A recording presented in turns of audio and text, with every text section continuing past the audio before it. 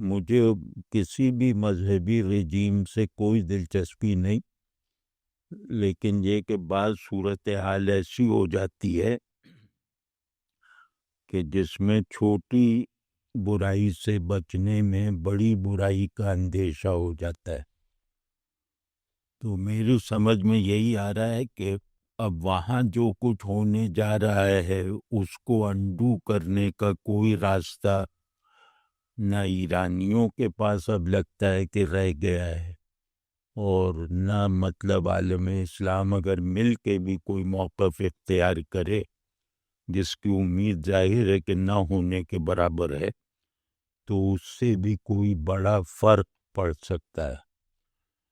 ہم لوگ بٹ گئے ہیں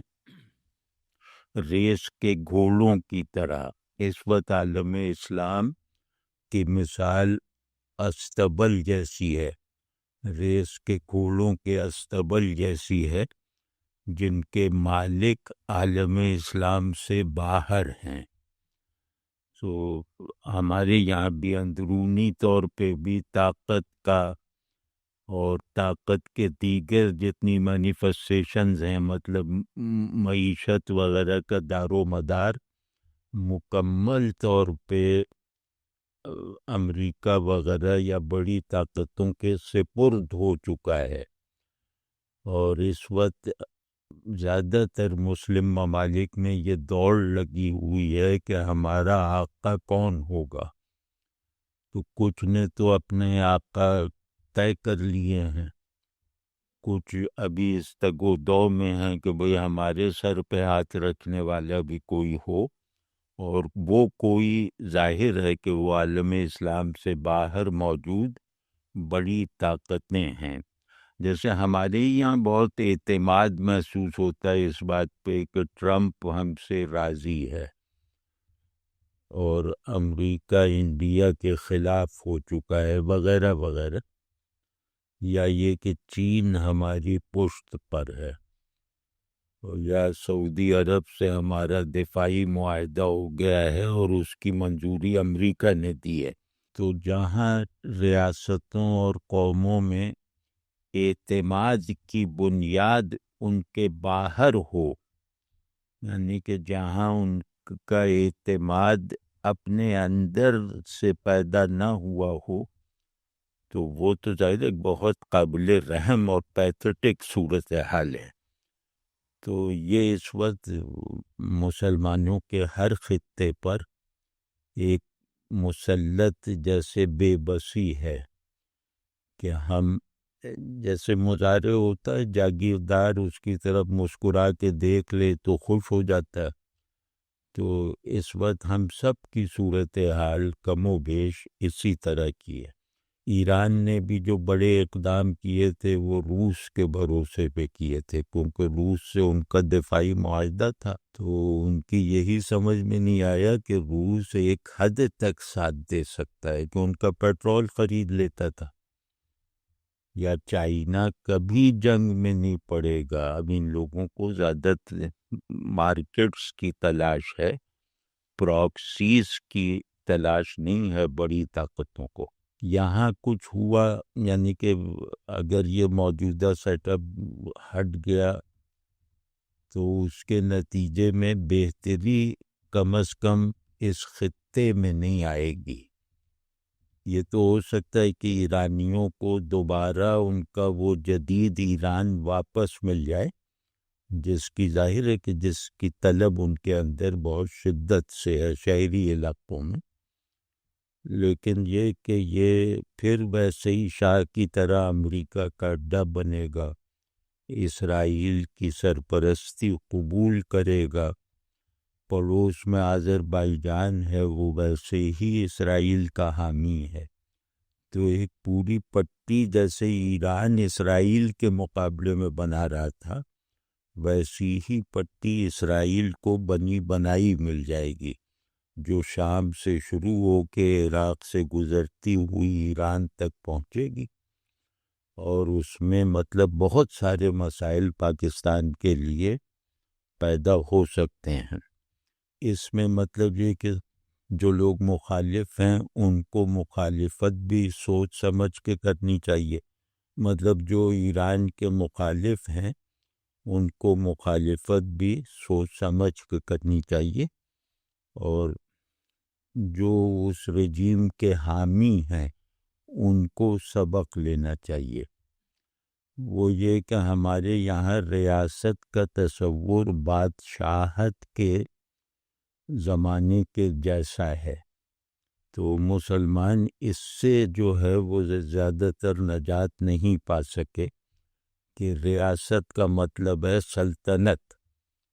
تو جو بادشاہ کو طاقت مطلوب ہوتی ہے یا بادشاہت کو سہارا دینے والی طاقت، وہ جیسے ہمارا آرکیٹائپ بن گیا ہے قوت کا، تو وہ بار بار کے تجربے سے بھی ہم نے سبق نہیں سیکھا کہ طاقت کا پرانے بادشاہی نظام سے پیدا ہونے والا تصور نہ صرف یہ کہ اب ہمارا دفاع نہیں کر سکتا، یعنی کہ ہمیں خطرے میں ڈال سکتا ہے، بلکہ یہ کہ ہماری جو ریاست کے باشندے ہیں ان پر ظلم کی صورت اختیار کر سکتا ہے، کیونکہ اس نمونے پہ بننے والا تصور طاقت وہ ہمیشہ ہر قربانی دینے کو تیار ہوتا ہے، وہ طاقت کے مفروضے کو برقرار رکھنے کے لیے وہ عوام کی قربانی دینے پہ بھی تیار ہے، وہ معیشت کی کو بھی ٹھکانے لگانے پہ تیار ہے، کیونکہ اس کی نظر میں طاقت ہی گویا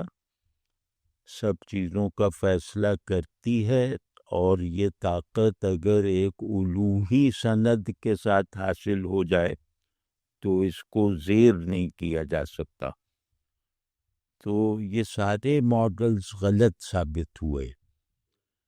کہ طاقت کے اس تصور نے ظلم پیدا کیا، اور اس ظلم کا شکار خود اس ریاست کے شہری بنے، کیونکہ یہاں دوسرا تصور یہ کہ کیونکہ یہ طاقت اللہ کی طرف سے دی ہوئی ہے، لہذا جو بھی اس طاقت پر مبنی منصوبوں کی مخالفت کرے گا وہ گویا اللہ سے لڑے گا۔ تو تمام مذہبی حکومتوں کی نفسیات یہ بن جاتی ہے کہ وہ اپنے غلبے کی خواہش، ظاہر طاقت مجھے اصولی طور پر تو غالب رہنے کے لیے چاہیے نا، تو وہ اپنے غلبے کی خواہش اپنے عوام پر سے پوری کرتے ہیں، یعنی عوام پر تسلط جما کر وہ گویا ایک خدائی غلبے کو برقرار رکھنے والا سکون حاصل کرتے ہیں، خوش فہمی حاصل کرتے ہیں، اور انہیں اس بات کی کوئی پرواہ نہیں ہوتی کہ اس میں ارتداد کتنا پھیل رہا ہے، اس میں کن کن طبقات پہ ظلم ہو رہا ہے، ان میں جو ہے وہ اسلام سے وحشت والا ماحول کس طرح پیدا ہو کر پھیل رہا ہے، ان سب چیزوں سے اس طرح کے خدائی فوجداری والے نظام میں کوئی سروکار نہیں ہوتا۔ تو اب وہ بھگت رہے ہیں، مطلب ایک چیز اور سامنے آ گئی گویا کہ آپ کو اپنی طاقت کا ایک غلط تصور دیا گیا، وہ بھی دیا گیا ہے، اور اس ایک وہم میں مبتلا رکھا گیا کہ آپ بہت طاقتور ہیں، آپ عالم اسلام کے کسٹوڈین بن سکتے ہیں اور اسرائیل کو آپ صفحہ ہستی سے مٹا سکتے ہیں۔ تو اس وہم میں آپ کو مبتلا کیا گیا انہی لوگوں کی طرف سے جن کو آپ صفحہ ہستی سے مٹانے چلے ہیں۔ تو جب موقع آیا تو اس ببل کے لیے ایک سوئی کافی ہوئی، 12 دن میں یہ سارا تصور جو ہے یہ فنا ہو گیا۔ تو اب انہوں نے صلح کی تو غزہ کا خیال رکھا، صلح کی شرائط میں ایران نے جو صلح کی ہے اس میں جنگ کی وجہ تو فلسطینیوں پر ظلم تھا نا، یہ فلسطینیوں کو اسرائیلی مظالم سے نکالنے کے لیے ان کی سرپرست طاقت بن کر پہنچے تھے، اور انہوں نے ساری جنگ ان کے اعتماد پہ چھیڑی تھی۔ ان کے پاس کیا تھا؟ وہ فوج نہ کوئی دفاعی نظام، تو وہ ظاہر ہے کہ ان کی یقین دہانی پہ کہ ہم آ جائیں گے، بس تم ایک دن حملہ کرو، اگلے دن ہم آ جائیں گے۔ تو وہ تماشا سا ایک چلتا رہا، اس میں آپ نے دیکھا کہ وہ تو خیر اب بھگت رہے ہیں جو انہوں نے نادانیاں کی، لیکن ہوا یہ کہ جو وجہ تھی ان کے لیے جنگ میں کودنے کی، جنگ سے نکلنے کے لیے انہوں نے اس وجہ کو دور کرنے پر اصرار نہیں کیا۔ یعنی جنگ ہوئی تھی غزہ کی بنیاد پر، اور جنگ اگر ختم ہو رہی ہے تو وہ بھی غزہ کے لیے کچھ ایشورنس لے کر ختم ہونی چاہیے تھی نا، یعنی جنگ بندی یا معاہدہ۔ تو یہ گویا ایک طرح سے انہوں نے بے وفائی بھی کی ہے۔ تو جب خود پہ آ گئی بات تو پھر ان کو اپنی پڑ گئی وہ تو، لیکن اس سب کے باوجود ان ساری چیزوں سے ہمیں سبق لینا چاہیے کہ دین ہدایت کے معنوں میں طاقت ہے، ڈسٹریکشن کے معنی میں طاقت نہیں ہے۔ ہمارے یہاں طاقت کا ہر تصور عاجزی کے ساتھ ہے، یعنی کہ رسول اللہ صلی اللہ علیہ وسلم کو کیا ضمانت نہیں حاصل تھی بدر میں کہ فتح تمہاری ہے؟ ظاہر ہے وہ اللہ کے رسول صلی اللہ علیہ وسلم تھے۔ تو لیکن یہ کہ آپ دیکھیں کہ بدر سے پہلے انہوں نے کتنی لمبی دعائیں کی خیمے میں تنہائی اختیار کر کے کہ یا اللہ یہ آپ کے نام لیوا ختم ہو جائیں گے اگر آج ہار گئے وغیرہ،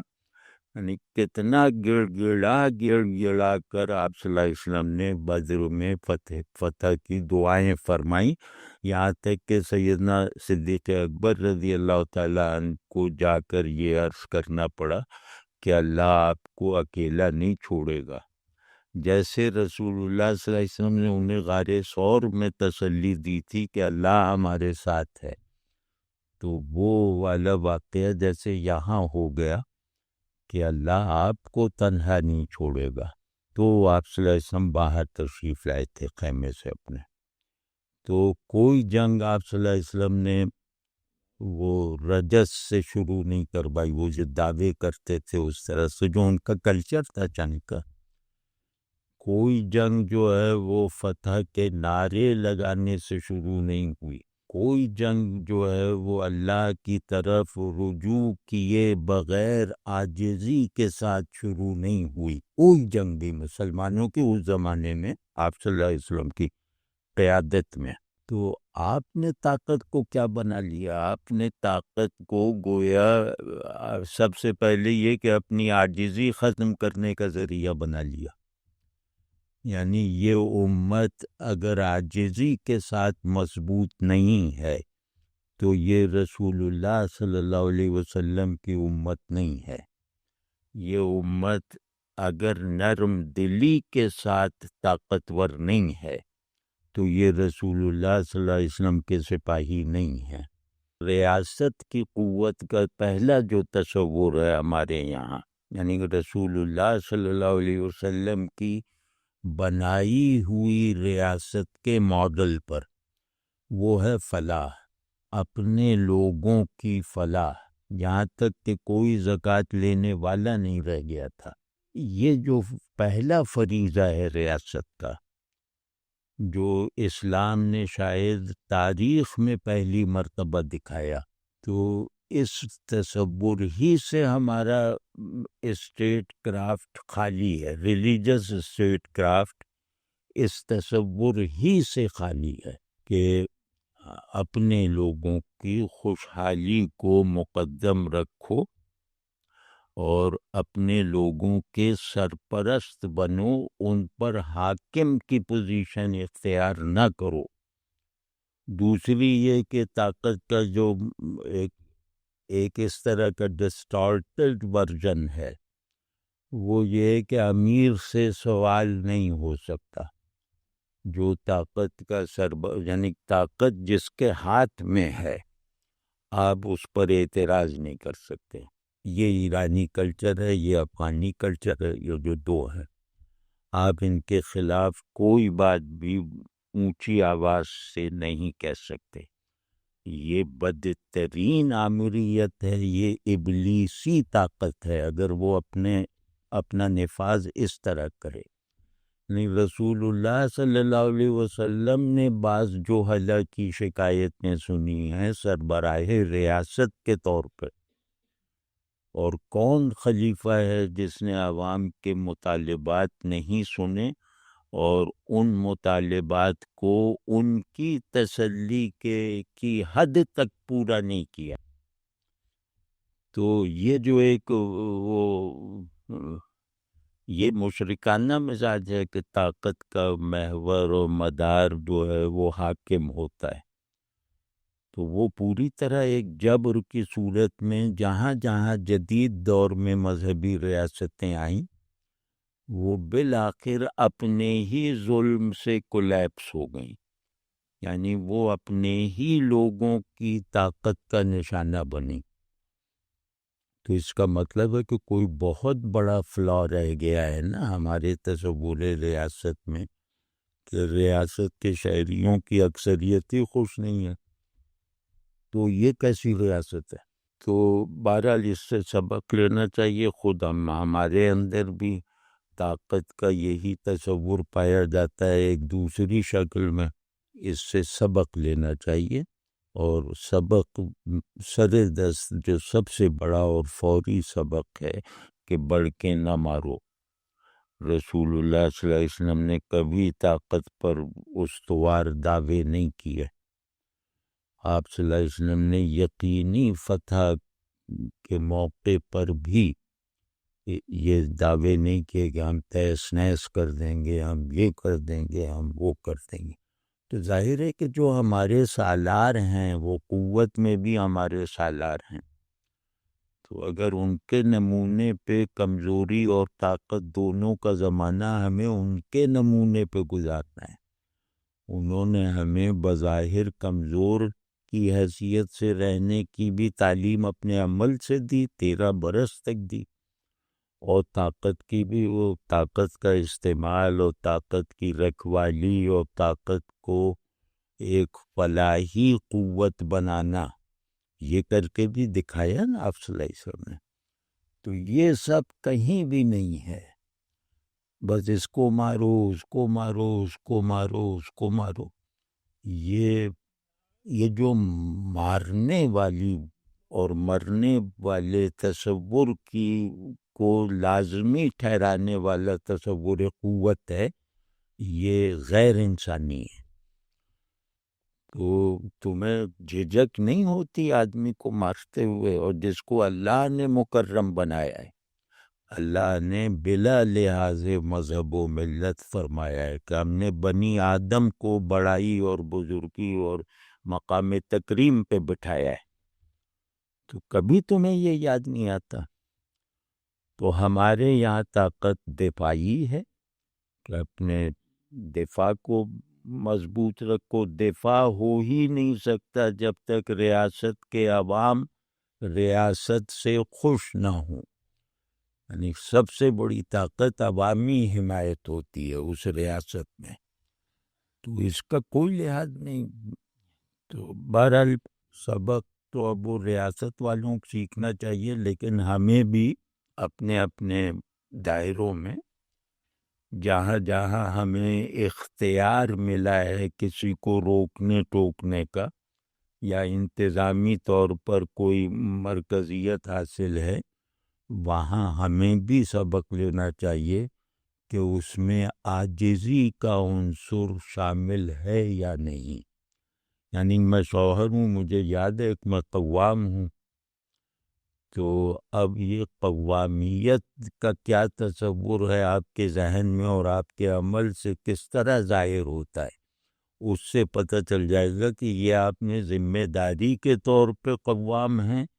یا یہ کہ آپ یہ اپنے تکبر کی ایک ڈھال بنا کے قوام ہیں. تو بھائی جتنا بھی اختیار، تصرف، طاقت جتنی بھی کسی فرد میں بڑھتی جائے، اتنا اس کو اپنی عاجزی اور اپنی نرم دلی کو برسرے کار رکھنا پڑتا ہے۔ صرف یہ نہیں کہ ذہن میں محفوظ رکھے، اسے اظہار میں رکھے۔ سیدنا عمر فاروق اعظم رضی اللہ تعالیٰ عنہ اس کی بہترین مثال ہیں۔ مطلب غیر نبوی ریاست میں، ریاست کا حاکم اور اپنے زمانے میں دنیا کا سب سے طاقتور آدمی، جس نے بے سر و سامانی میں تمام نیبرنگ سپر پاورز کو زیر کیا، یعنی بے سر و سامانی میں، تو وہ دیکھے کہ کوئی ایک حرف ان کی زبان سے ان کے بارے میں تعریفی نہیں نکلتا۔ جہاں وہ اپنا ذکر کرتے ہیں تو اپنے آپ کو گرانے کے لیے کرتے ہیں کہ میں تو وہ ہوں جس کی ماں ہڈیاں چن کے ابالتی تھی، تو ایک خطبے میں یہ بیچ میں بول پڑے، اور میں تو وہ مطلب سب جو غریبی اور بے بسی والی باتیں۔ تو حضرت عبداللہ ابن عباس رضی اللہ عنہما نے اس خطبے کے بعد پوچھا کہ یہ آپ کو بیچ میں کیا موضوع سوجا؟ کہنے مجھے ذرا سا فخر محسوس ہونے لگا تھا کہ لوگ عمر کی بات سنتے ہیں، یعنی اتنا سا فخر ہوا تو میں نے اس کا وہیں علاج کر دیا۔ تو اب ان سے زیادہ طاقت کہاں سے لاؤ گے؟ وہ سوئے ہوئے تھے مسجد نبوی میں دوپہر کے وقت کے صحن میں مال غنیمت یعنی سلطنت فارس کے خزانوں کے ٹیلے لگا دیے گئے، سونے جو عربوں کے وہم و گمان میں نہیں آ سکتے، ایسی ایسی چیزیں تھیں اور ٹیلے بنے ہوئے تھے۔ تو انہیں جگایا گیا کہ ملاحظہ فرمائیں، تو یہ آنکھ ملتے ہوئے باہر نکلے اور جیسے ہی ان کی نظر پڑی تو رونے لگے۔ آپ سوچئے کہ نیپال انڈیا کو فتح کر لے، یہ اتنی بڑی کامیابی تھی جیسے نیپال ہندوستان کو فتح کر لے، اور اس کے سارے وہ بہترین اس میں آپ کی ریاست خوشحال ہو گئی۔ تو وہ دیکھ کے رونے لگے، بجائے اس کے کہ حتیٰ کہ شکر بھی بعد میں کیا، بہت بعد میں، اور رونے لگے کہ آج مسلمانوں میں دنیا کی محبت آ گئی، اس پہ رونے لگے۔ طاقت اللہ کے تعلق سے عاری حالت میں نہیں ہوتی۔ اس کا اگر سب سے بڑا مظاہرہ دیکھنا ہو تو حضرت عمر کے دور کے مختلف واقعات دیکھ لیجئے۔ اس طرح اور باتیں بھی، تو بہرحال ہمیں انفرادی سطح پر کم از کم اب سبق لینا چاہیے کہ دین رحمت کا کچھ مطلب ہوتا ہے، دین فطرت کا کچھ مطلب ہوتا ہے، یہ ہمارے دین کے عنوانات ہیں نا، اور دین ابراہیمی کا کچھ مطلب ہوتا ہے۔ تو کیا یہ مطلب ہم جانتے ہیں؟ بھئی اللہ کہہ رہا ہے کہ ہم نے تمہارے لیے ابراہیم کا دین پسند کیا، تو کچھ پتہ ہے کہ ابراہیم کون تھے؟ جو اپنے مشرک باپ کی مغفرت کی دعا فرما رہے تھے۔ تو اللہ نے اس کو قبول کیا ہو یا نہ کیا ہو، لیکن یہ کہ اس پر بھی اللہ نے تعریف کی، حالانکہ وہ اللہ کے بنائے ہوئے قانون کے خلاف تھی وہ دعا نا، تو فرمایا کہ نہیں، یہ بہت نرم دل ہیں، تم اس کے دین پر ہو۔ مطلب ابراہیمی دین کا کیا مطلب ہے؟ کہ اللہ کی طرف یکسو رہنا، پوری بندگی کو اس کے ذوق عبادت اور اس کے احساس محتاجی کے ساتھ مجسم کر کے۔ تو یہ سب ہے، کہیں نظر آتا ہے کہ آپ کو دیکھ کے اللہ یاد آ جائے؟ مطلب آپ اتنے زیادہ بندے ہوں، اللہ کے سچے بندے، کہ آپ کو دیکھ کے مجھے شرم آئے کہ اپنے معبود کا تو میں نے دھیان ہی نہیں کیا۔ یعنی آپ کا ہونا مذکر کی حیثیت سے ہے، جس عالم کو دیکھنا مذکر والی کیفیت نہیں رکھتا وہ عالم نہیں ہے، وہ علم کے نام پہ جہل میں مبتلا ہے، چاہے اس نے جتنی تفسیریں رٹ رکھی ہوں، چاہے وہ جتنا بڑا شیخ الحدیث شیخ التفسیر ہو،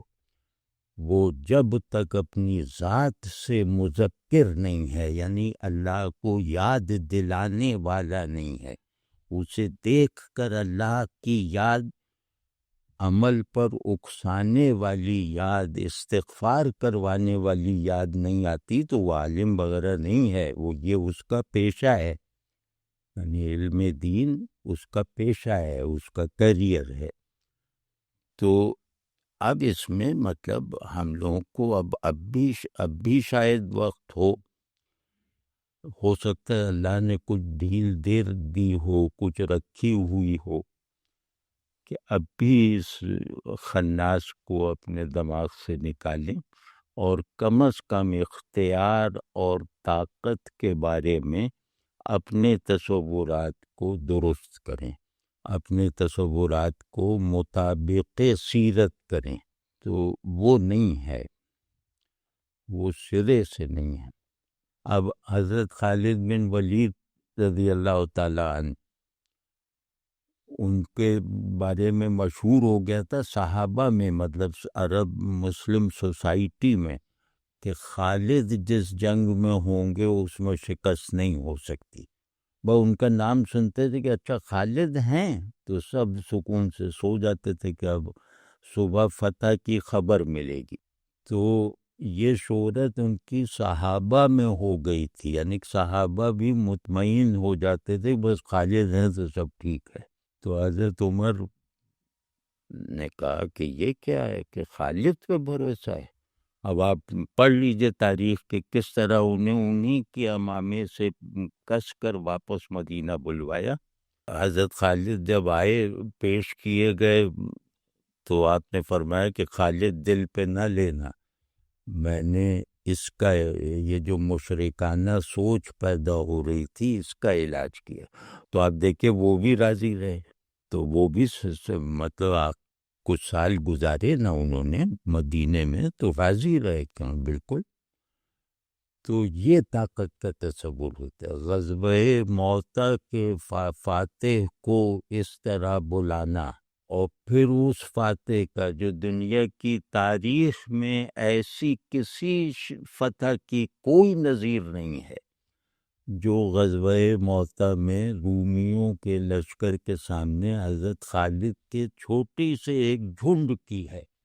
مطلب کوئی نظیر دنیا کی قدیم جنگوں میں یا وہ جب تک وہ تلوار سے لڑی جاتی تھی کوئی نظیر نہیں ہے۔ تو اس کو اس طرح بلوا لیا جس کی یہ فتح کو کہتے تھے کہ رسول اللہ صلی اللہ علیہ وسلم کا وہ معجزہ ہے جو حیات طیبہ میں ظاہر نہیں ہوا تھا،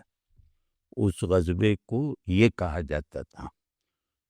تو اس کو بلا لیا۔ اب آپ حضرت عمر کی نظر ثانوی ہے اس میں، کیونکہ ان کے ہاتھ میں طاقت تھی اختیار دینے اور نہ دینے کی، انہوں نے چھین لیا اختیار، لیکن ان کی ذرا بے نفسی دیکھیے حضرت خالد کی، کہ انہوں نے اس کو خوش دلی سے قبول کیا، فرض کیا وہ وہیں بغاوت کر دیتے تو ان کے مقابلے میں جو لشکر جاتا وہ ان سے شکست کھاتا۔ تو آپ یہ بھی دیکھیں نا کہ وہ کتنی بڑی بے نفسی تھی کہ آخر میں بستر پہ لیٹے ہوئے روتے تھے اور ان کے جسم میں اتنے گہرے گھاؤ کے نشانات تھے کہ بچے اس میں انگلیاں ڈال ڈال کے کھیلتے تھے۔ تو وفات کے وقت رو رہے تھے کہ دیکھو میدان میں عمر گزاری، بستر پہ مر رہا ہوں، لیکن کوئی شکوہ نہیں، کوئی شکایت نہیں، اور کبھی کسی موقع پر اپنی خدمات پیش نہیں کی۔ کہیں کہیں جنگ پھنس جاتی تھی نا، آتی تھی خبر، تو خالد بن ولید نے یہ تک کبھی نہیں کہا کہ مجھے بھیج دیجئے، اور وہ مرتے وقت تک جیسے جوانوں جیسے طاقتور تھے۔ تو اب یہ سب جو مثالیں ہیں یہ بھی اسی دین کی ہیں نا، جس دین کا تم نام استعمال کر رہے ہو، اور اس دین کے مستند نمائندوں کی مثالیں ہیں نا۔ تو یہ سب نہیں، جہاں بھی ایک آمریت آئے گی، چاہے وہ سیاسی مفہوم میں، چاہے مذہبی پہلو سے، یعنی امامت کے نام سے یا قیادت کے نام سے۔ جہاں بھی اتھارٹی مرکوز ہوگی وہاں سب سے پہلے جو چیز جائے گی وہ اللہ کا خوف ہے۔ اس آدمی میں سے جو چیز سب سے پہلے نکلے گی وہ عاجزی ہے، جو بندگی کی روح ہے۔ یعنی عاجزی آپ نکال دیں، نماز نکال دیں، روزہ نکال دیں، بندہ باقی رہتا ہے کہ چلو توبہ کر لے گا۔ عاجزی نکال دیں تو بندگی فنا ہو جائے گی، محتاجی، عاجزی، تو وہ ختم ہو گئی نا۔ یہ پاسداران انقلاب کیسی کیسی بڑکیں لگاتے تھے کہ وہ سن کے ڈر لگتا تھا کہ یا اللہ یہ کیا ہوگا۔ اور وہ جیسے ڈک شوٹنگ کرتے تھے کہ قاسم سلیمانی کو چڑھا دیا انہوں نے، 1 منٹ کے آدھے حصے میں مار دیا، اور پھر آپ نے اپنا کیا کیا نقصان کروایا۔ ان کا ایک فرسٹ رینکر آپ نے نہیں مارا، ایک اسرائیل کا کوئی بھی اہم آدمی آپ نے نہیں مارا، اور اپنے آپ نے دسیوں مروا دیا۔ تو یہ سب ہے، تو یہ بہرحال اس سے ہمیں سبق لینا چاہیے، اس کو دوسرے رنگ سے نہیں دیکھنا چاہیے کہ وہ شیعہ ایران ہے، ہم سنی پاکستان ہیں۔ یہ سب پہ لعنت بھیجنی چاہیے، اور یہ بدترین تفرقہ ہے۔ ہم جو بھی اعتراض کریں گے وہ شیعہ اور سنی کی پوزیشن لے کے اگر کریں گے تو ہم اسلام سے کوئی تعلق نہیں رکھتے۔ دونوں پہ اعتراض کریں لیکن اسلام کے حوالے سے کریں، قرآن کے حوالے سے کریں۔ نہ سنی محفوظ ہیں نہ شیعہ معصوم ہیں، لیکن یہ کہ سنی اور شیعہ کی پوزیشن لے کے بات کرنا، اور مطلب یہ کہ اس میں حق و باطل کو تقسیم کرنا ان عنوانات سے، یہ ظاہر ہے کہ یہ بدترین ملاوٹ ہے۔ تو یہ سب ان چیزوں میں نہ پڑے، لیکن یہ کہ یہ سبق لینے کی بات ہے، وہ سبق افغانستان سے بھی لینا چاہیے اور وہ ایران سے بھی لینا چاہیے۔ اللہ کے نام پر طاقت کا استعمال یہ نہیں ہوتا جو انہوں نے کیا ہے، اور اس طاقت کا کوئی فائدہ اپنے عوام تک نہیں پہنچنے دیا، بلکہ ان کا پیٹ کاٹ کاٹ کے میزائل بنائے اور پتہ نہیں کیا کیا کیا۔ اور پھر بھروسہ کیا، وہ شروع میں آپ کہتے تھے روس کو شیطان خرد، امریکہ کو، یہ سرکاری نعرے تھے ایران کے انقلاب کے بعد کہ امریکہ شیطان بزرگ ہے اور روس شیطان خرد ہے۔ تو وہ شیطان خرد کے بھروسے پہ آپ لڑ پڑے اس سے، تو وہ شیطان پھر اب نہیں رہ گیا نا۔ تو یہ مضحکہ خیز حرکتیں ہوتی ہیں جو اللہ دکھواتا ہے کہ شیطان کیسے اس پر سے چیپی کوئی نہیں ہٹا سکتا، اب جو شیطان ہے وہ شیطان رہے گا۔ تو آپ نے دکھا دیا کہ سیاست کا جبر ایسا ہوتا ہے کہ ایک شیطان کو یا کسی بھی کو بھی شیطان کہہ کے اس پر سے آپ اپنا بہتان یا الزام یا فتویٰ ہٹا سکتے ہیں۔ تو کہاں گیا وہ شیطان خود؟ اسی وجہ سے کہتے ہیں کہ صاف ستھرے رہو، اپنی خامیوں کو اپنی خوبیوں میں اضافے کا ذریعہ بناؤ، ان کا ادراک کر کے ان پہ معافی مانگ کر ان کا اعلان کر کے۔ لیکن یہ کہ اللہ نہ کرے کہ یہاں کچھ ہو ورنہ اسرائیل آ جائے گا، اب نہیں، اب اللہ کرے یہی لوگ کو سبق حاصل کر کے اور تھوڑا سا پگڑی کا سائز کم کر کے بیٹھے رہیں، ورنہ اسرائیل آ جائے گا۔